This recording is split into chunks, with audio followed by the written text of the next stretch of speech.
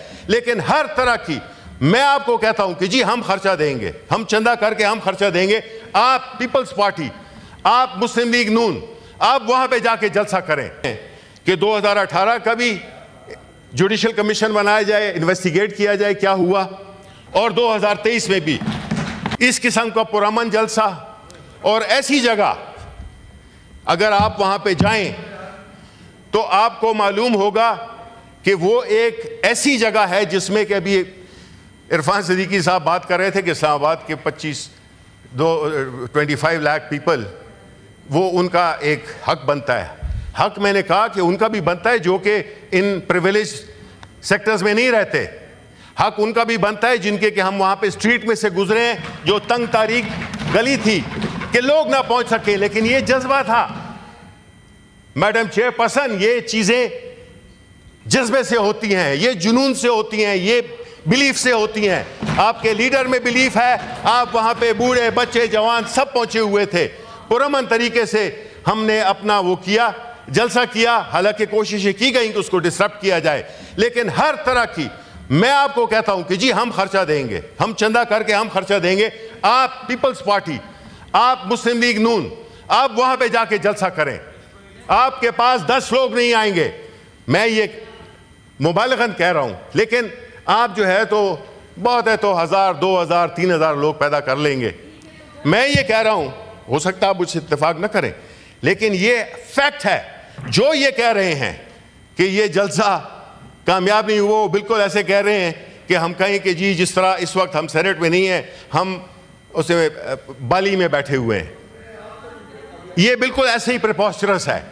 جتنا کامیاب جلسہ, اور مبارکباد دیتا ہوں ونس اگین کہ لوگوں نے اپنی جمہوری اسپرٹ کو برقرار رکھتے ہوئے اس جلسے میں شاندار طریقے سے اس میں شرکت کی.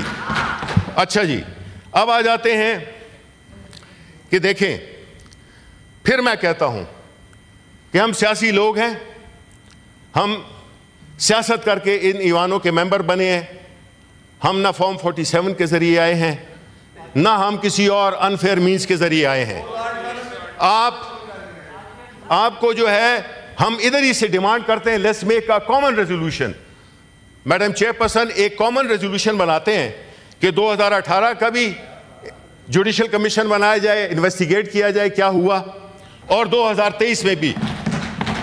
ہم نہیں بھاگنے والے, ہمارے ساتھ عوام کھڑے ہوئے ہیں.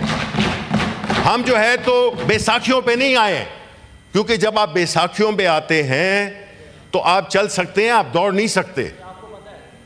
بیساکھیاں جو کہ اس وقت آپ کو ویل چیئر پہ بٹھائے ہوئے ہیں, بیساکھیاں تو دور کی بات ہے, ویل چیئر پہ بٹھائے ہوا ہے.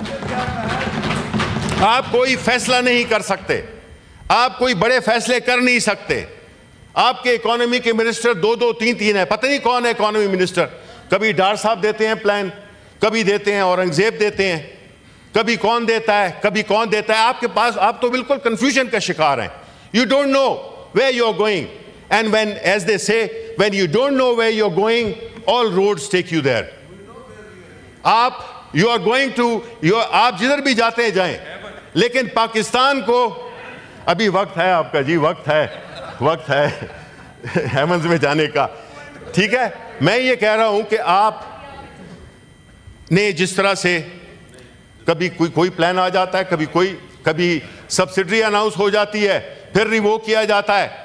IMF کا پروگرام ہے, اٹس گون فار اے 6. ہمیں نہیں پتا, ہمیں فائنانس منسٹر صاحب بتائیں کہ کس طرح سے یہ کیوں ٹیکس وہ کیوں پورا نہیں ہو رہا, ٹارگیٹ پورا نہیں ہو رہا, اور وہ اکانومی کو کس طرف لے جائیں گے. آیا یہ ملک صرف قرضوں پہ چلے گا؟